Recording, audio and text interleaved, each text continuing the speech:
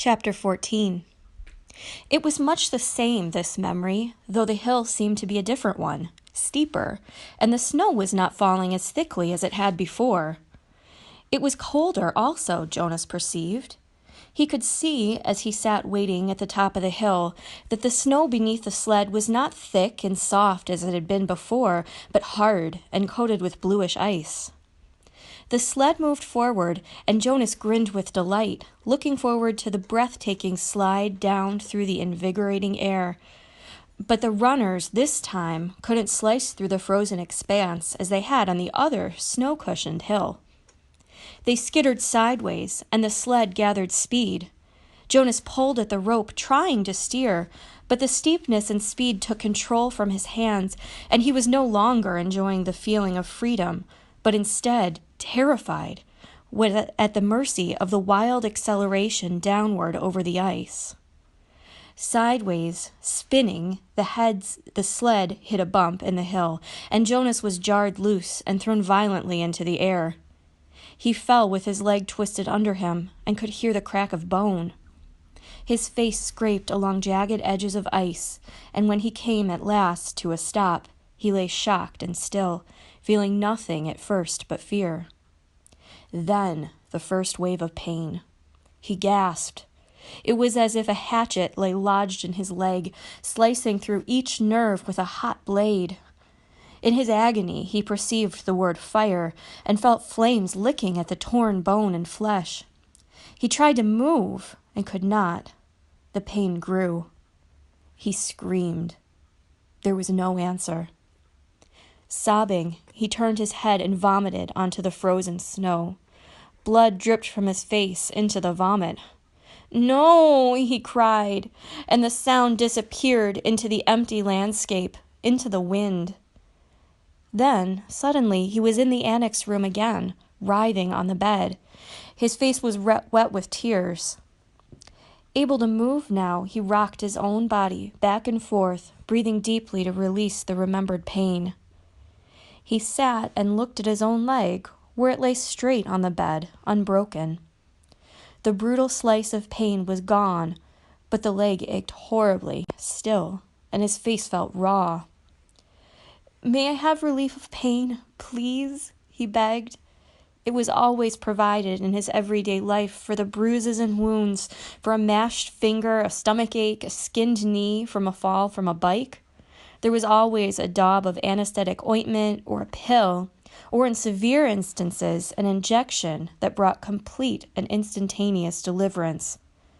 But the giver said no and looked away. Limping, Jonas walked home, pushing his bicycle that evening. The sunburn pain had been so small in comparison and had not stayed with him, but this ache lingered. It was not unendurable as the pain on the hill had been. Jonas tried to be brave. He remembered that the chief elder had said he was brave. "Is something wrong, Jonas?" his father asked at the evening meal. "You're so quiet tonight. Aren't you feeling well? Would you like some medication?" But Jonas remembered the rules. No medication for anything related to his training. And no discussion of his training. At the time for sharing of feelings, he simply said that he felt tired, that his school lessons had been unusually demanding that day. He went to his sleeping room early, and from behind the closed door he could hear his parents and sister laughing as they gave Gabriel his evening bath. They have never known pain, he thought. The realization made him feel desperately lonely, and he rubbed his throbbing leg. He eventually slept. Again and again he dreamed of the anguish and the isolation on the forsaken hill. The daily training continued, and now it always included pain. The agony of the fractured leg began to seem no more than a mild discomfort as the giver led Jonas firmly, little by little, into the deep and terrible suffering of the past. Each time, in his kindness, the giver ended the afternoon with a color-filled memory of pleasure. A brisk sail on a blue-green lake, a meadow dotted with yellow wildflowers, an orange sunset behind the mountains. It was not enough to assuage the pain that Jonas was beginning now to know. Why? Jonas asked him, after he had received a torturous memory in which he had been neglected and unfed. The hunger had caused excruciating spasms in his empty, distended stomach. He lay on the bed, aching. Why do you and I have to hold on to these memories? It gives us wisdom, the giver replied. Without wisdom, I could not fulfill my function of advising the committee of elders when they called upon me. But what wisdom do you get from hunger? Jonas groaned. His stomach still hurt, though the memory had ended. Some years ago, the giver told him, before your birth, a lot of citizens petitioned the committee of elders. They wanted to increase the rate of births. They wanted each birth mother to be assigned 4 births instead of 3, so that the population would increase and there would be more laborers available. Jonas nodded, listening. That makes sense. The idea was that the certain family units could accommodate an additional child. Jonas nodded again. Mine could, he pointed out. We have Gabriel this year, and it's fun having a 3rd child. The committee of elders sought my advice, the giver said. It made sense to them too, but it was a new idea, and they came to me for wisdom. And you used your memories? The giver said yes, and the strongest memory that came back was hunger. It came from many generations back, centuries back. The population had gotten so big that hunger was everywhere, excruciating hunger and starvation. It was followed by warfare. Warfare? It was a concept Jonas did not know. But hunger was familiar to him now. Unconsciously, he rubbed his own abdomen, recalling the pain of its unfulfilled needs. So you described that to them? They don't want to hear about pain. They just seek the advice. I simply advised them against increasing the population. But you said that was before my birth. They hardly ever come to you for advice, only when they... What was it you said? When they have a problem they've never faced before. When did it happen last? Do you remember the day when the plane flew over the community? Yes, I was scared. So were they. They prepared to shoot it down. But they sought my advice. I told them to wait. But how did you know? How did you know the pilot was lost? I didn't. I used my wisdom from the memories. I knew that there had been times in the past, terrible times, when people had destroyed others in haste, in fear, and had brought about their own destruction. Jonas realized something. That means, he said slowly, that you have memories of destruction. And you have to give them to me, too, because I have to get the wisdom. The giver nodded. But it will hurt, Jonas said. It wasn't a question. It will hurt terribly, the giver agreed. But why can't everyone have the memories? I think it would seem a little easier if the memories were shared. You and I wouldn't have to bear so much by ourselves if everybody took a part. The giver sighed. You're right, he said, but then everyone will be burdened and pained. They don't want that.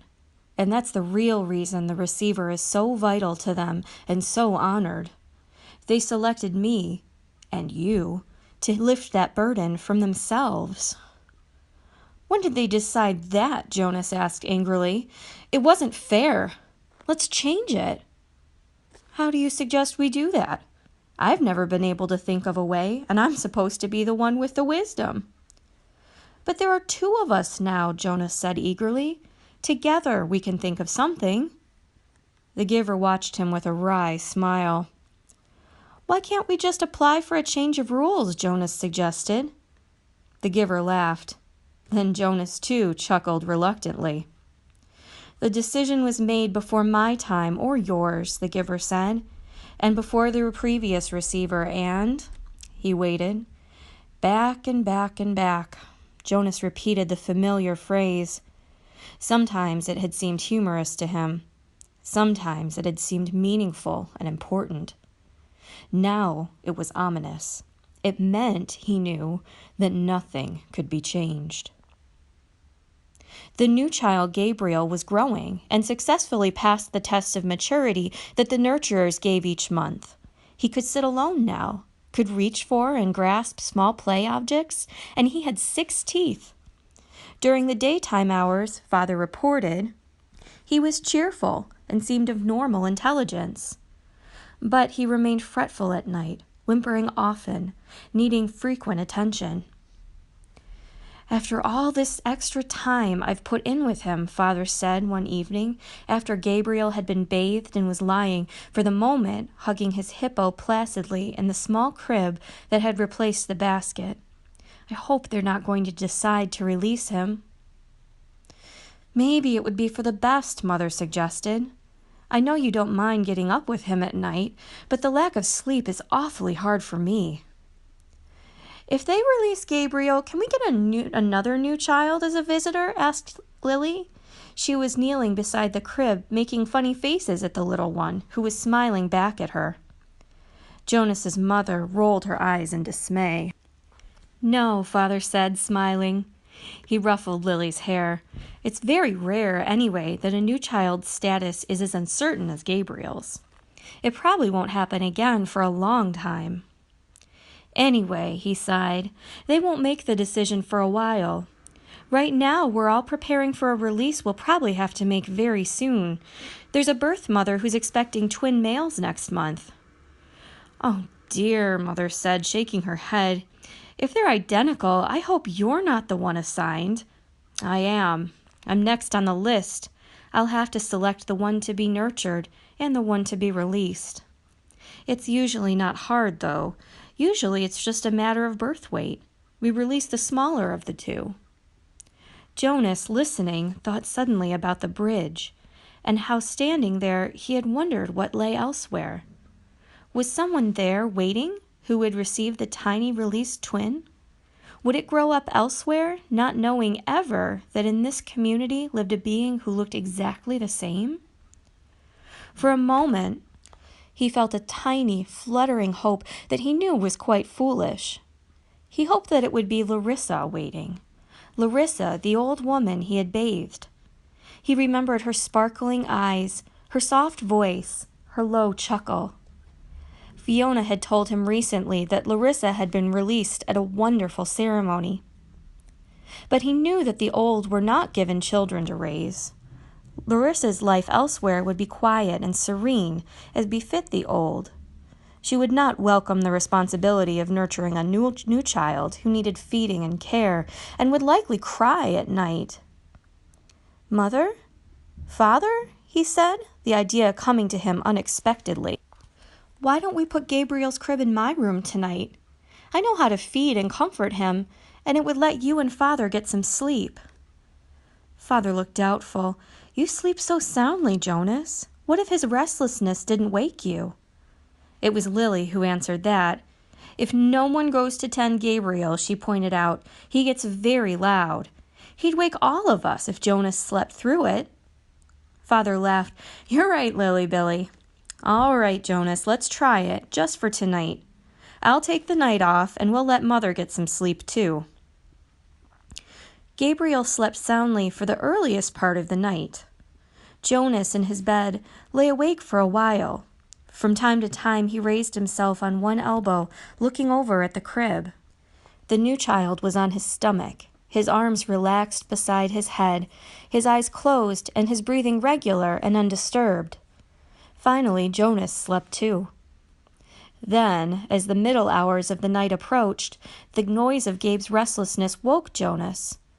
The new child was turning under his cover, flailing his arms, and beginning to whimper.